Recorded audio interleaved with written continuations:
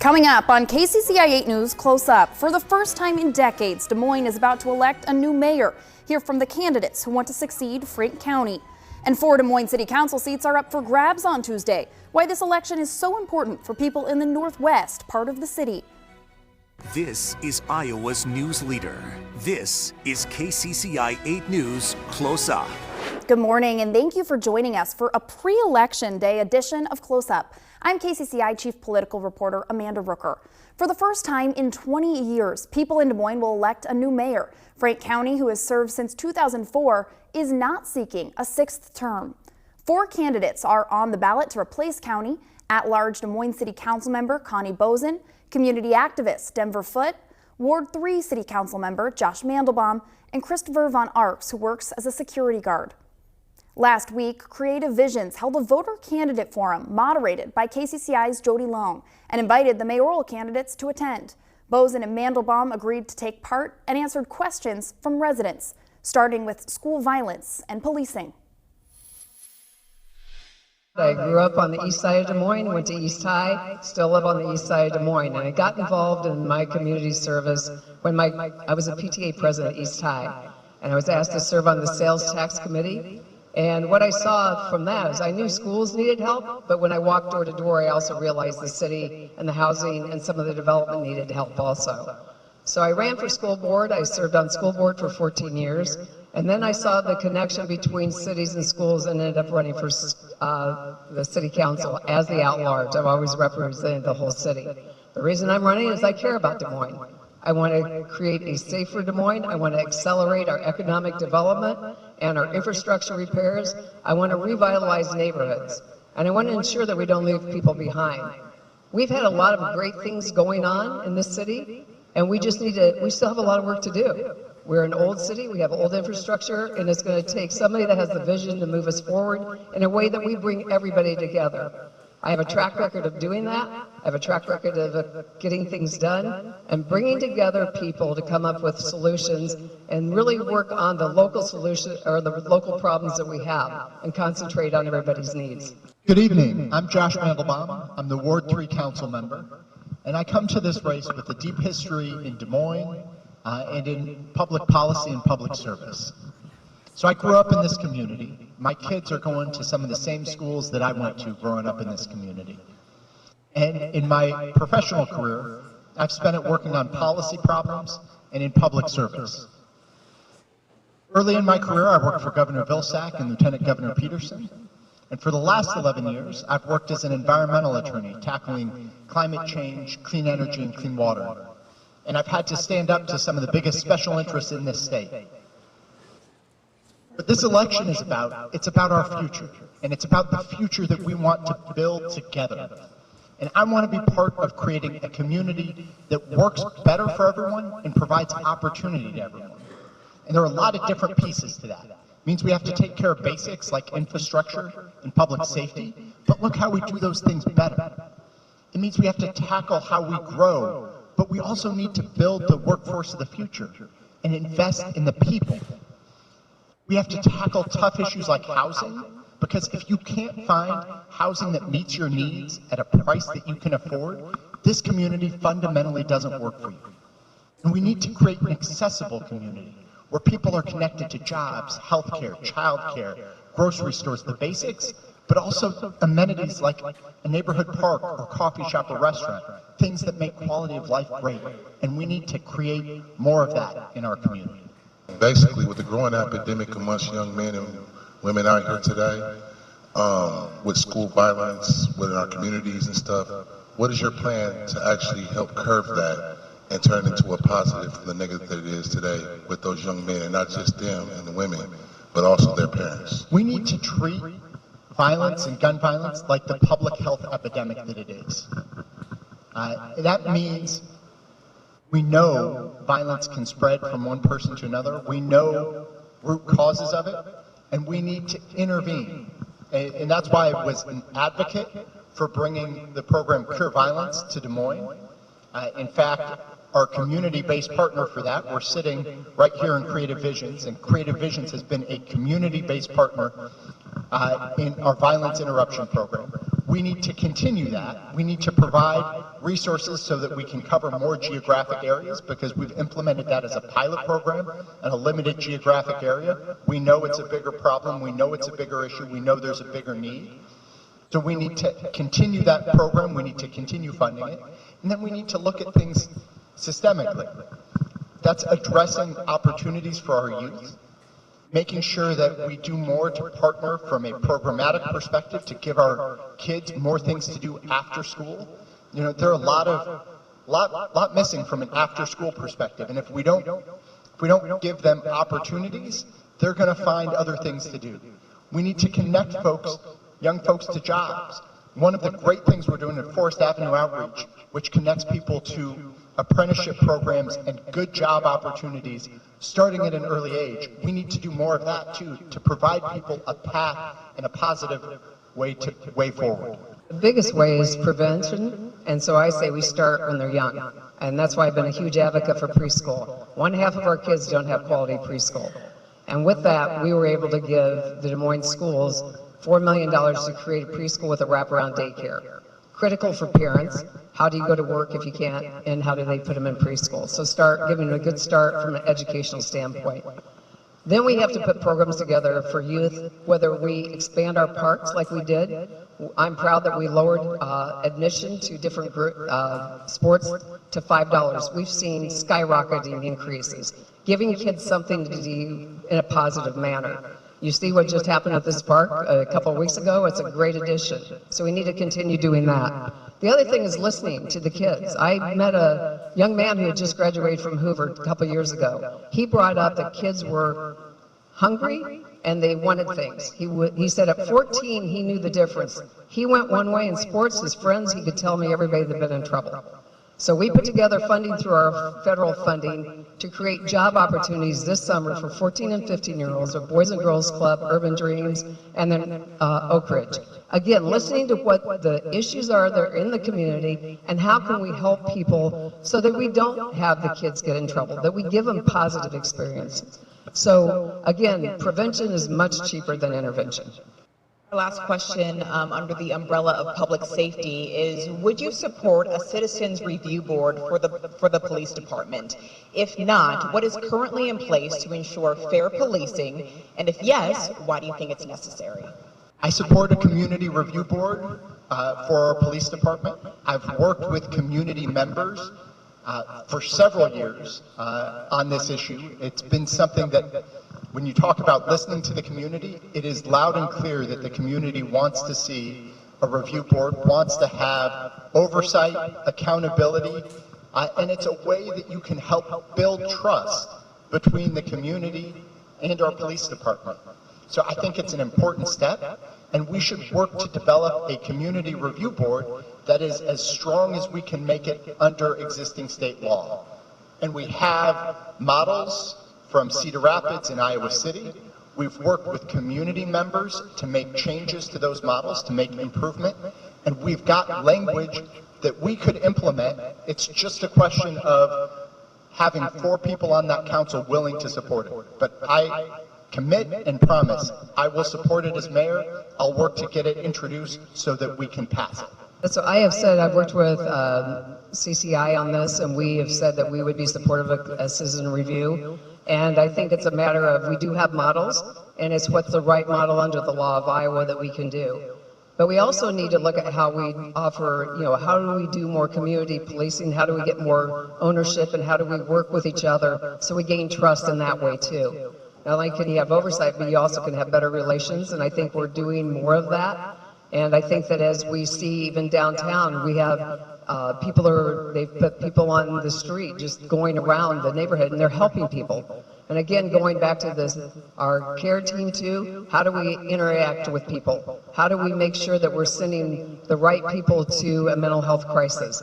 Those are all things that we can put in place to get more community trust.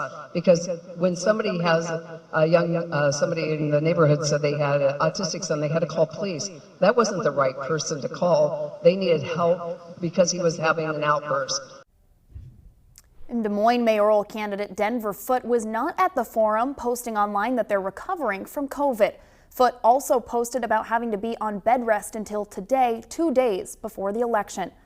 Des Moines voters have one other citywide election to decide. That's of 2 at-large seats. Incumbent Carl Voss is running for re-election against A.J. Drew. Drew was a lifelong Des Moines resident. Voss worked as an editor and photographer for the Des Moines Register before serving on the city council. We recently sat down with the 2 candidates and asked them what they think about a citizens review board for the police department and what they think is the biggest economic challenge facing the city. Part of the reason prompted me to run was I ran into several situations where I got notified of changes that were wanting to be made, and it was at the end of the thing where basically they were ready to implement. A.J. Drew doesn't have a record in local government, but says his motivation is getting more transparency, while Carl Voss, who is nearing the end of his first term, says he gets the job done. I like to get stuff done, and so I hope that my record reflects that. KCCI sat down with both men to discuss a variety of topics important to Des Moines voters, including funding for the police department, which takes up 1/3 of the city's operating budget. I think what needs to be changed is there's not really accountability outside of the police force, right? And maybe city council, maybe the state laws, right, but not, no real oversight. And then that's why a lot of people have been pushing the Citizens Oversight Committee. And I'm all for that. I look forward to some changes in the police force. I think that some of those will occur as part of when many departments will be moving to the new building. And I look forward to for example, having a de-escalation simulator there. KCCI asked candidates to identify the biggest economic issues for people living in the city. Voss said people need more affordable living options. Building and rebuilding neighborhoods and strengthening neighborhoods. I think one of the really strengths that has happened in the last 4 years is Invest DSM. I'd like to expand that when we have the capacity to do so, but that has really improved a lot of homes in Des Moines. We definitely need more housing in Des Moines that meets the price point that people can afford for their rent or to purchase. Drew said wages aren't keeping up with the cost of living for a lot of people. It's the cost of living and being able to afford things and not be worried about being broke by large bills. I mean, especially if you're working at McDonald's and Burger King and fast foods, and janitorial services aren't usually paid the best either. I mean, there's a lot of jobs that we need people to do, but you can't really earn a living wage that also gives you some security in the way you live. So for that's something that really needs addressed. Des Moines Ward 1 has been without representation for much of this year. Next on Close Up, hear from the people who want to change that.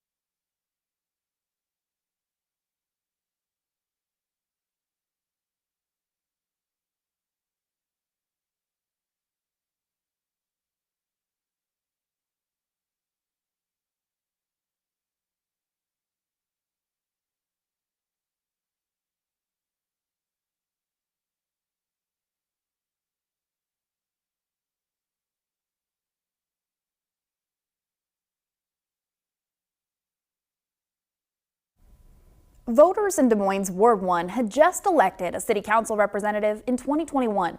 Indira Shoemaker won that seat. But back in March, Shoemaker stopped attending city council meetings, and many of her Northwest Des Moines constituents complained that they could not get a hold of her. Shoemaker did step down in August, forcing a special election for her replacement. 6 people are now running for that seat: Rob Barron, Chris Coleman, Kathy Helstern, Dennis McCullough, RJ Miller, and Rosemarie Smith. We recently sat down with those 6 candidates to ask them about the issues. If elected, I'd be the first Latino to serve on the Des Moines City Council. But beyond that, then, because it's Ward 1, because we've had some interruptions in representation, folks are worried about being able to do the job. And I always let people know that when it comes to representation, I've got a lot of experience there. 8 years on the Des Moines School Board. There's nothing they're going to throw at me on the City Council I can't handle. Ward 1 needs a committed leader. We haven't had one for a long time, and I will put all my energy and time into Ward 1. It's a ward that my life story can be told through its neighborhoods. I was born there, I've worked all my jobs there, I've always lived there, and I'm very proud to have the chance, hopefully, to serve the people of Ward 1. I am a neighborhood leader in the 50314 in Ward 1, and I'm already out in the neighborhoods having conversations with neighbors, working on the issues that we would be working on the City Council, and going through and solving problems. So I'm already doing the work.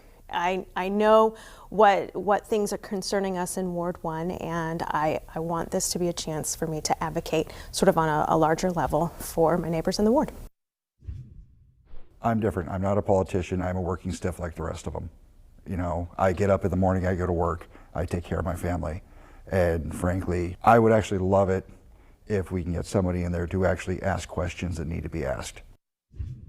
My pitch to voters is to essentially unify our lower income neighborhoods with our more affluent neighborhoods and make sure that everybody's needs and things are addressed, that everybody receives the same amount of resources, that everybody receives the same amount of support, because during the last 10, 15 years, it seems like one part of the ward has been getting more and the other part of the ward has been left out. So unification and making sure everybody receives the same amount of love, support, and resources.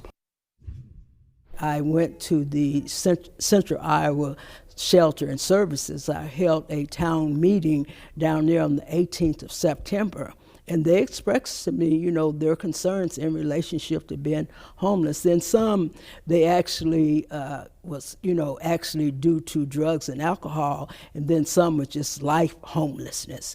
So that has been my platform, and I have tried all the time to, you know, to meet the people that has been affected with, you know, what's happening in our society now. In Des Moines voters will notice that there are actually 7 candidates on the ballot for Ward 1. That 7th candidate, Kimberly Strope Bogus, announced she was dropping out of the race last Wednesday. She says she's now endorsing Chris Coleman. Well, still to come on Close Up, Chelsea Lepley and Linda Westergaard competing for Ward 2. What they say they have to offer voters on the city's northeast side.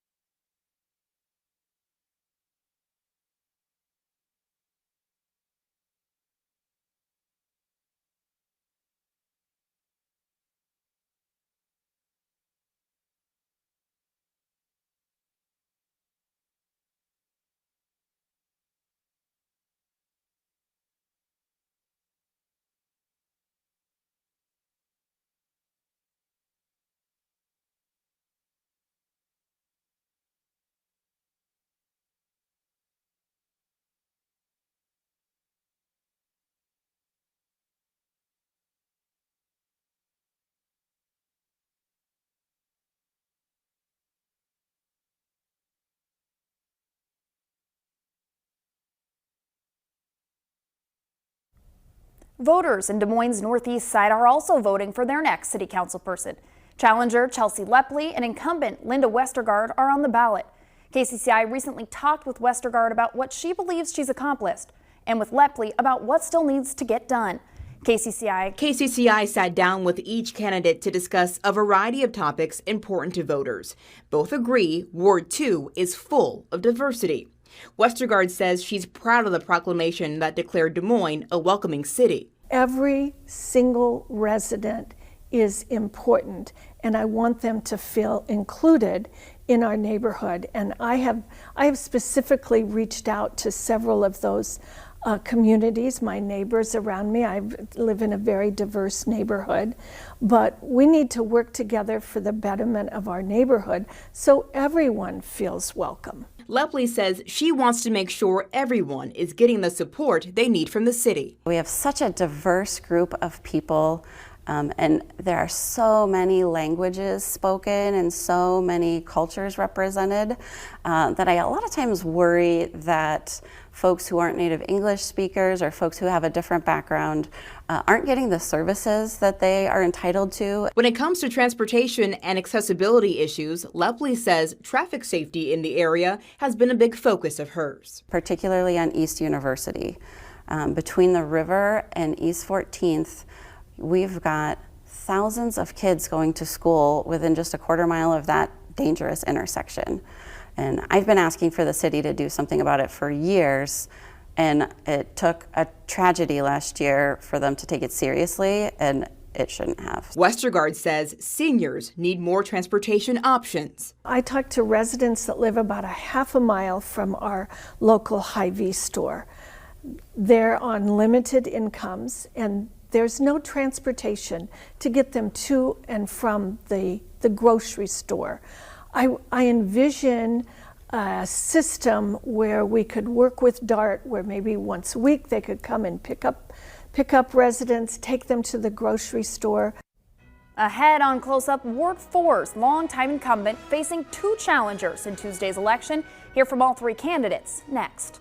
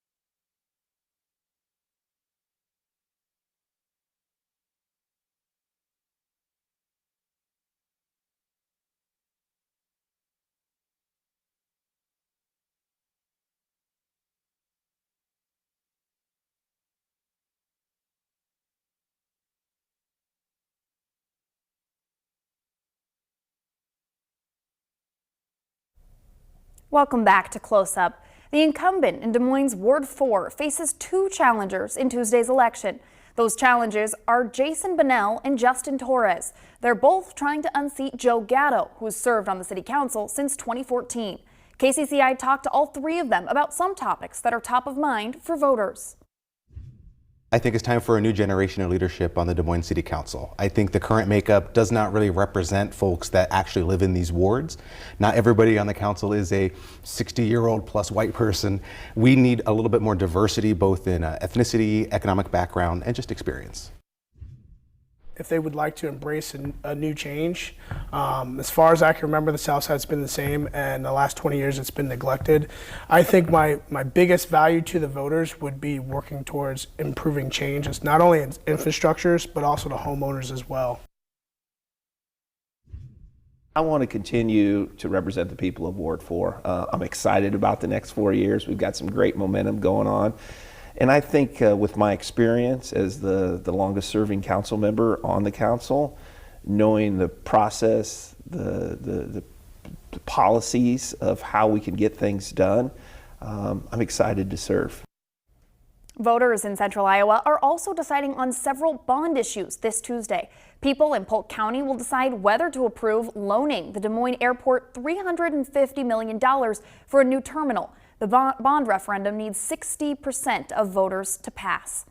Webster County voters will decide if more than $45 million will be spent on a new law enforcement center. That will include a sheriff's office and jail. And Greene County is asking voters to approve a $10 million referendum to build a new jail. The sheriff's office says the current jail no longer meets safety regulations. You can hear more from the candidates and learn about the bond referendums on our mobile app. That's right on the Politics app. And be sure to tune in to KCCI Election Night to see what happens. We'll have those results and reactions. Thank you for joining us for KCCI 8 News Close Up. We'll see you back here next Sunday. Have a great day.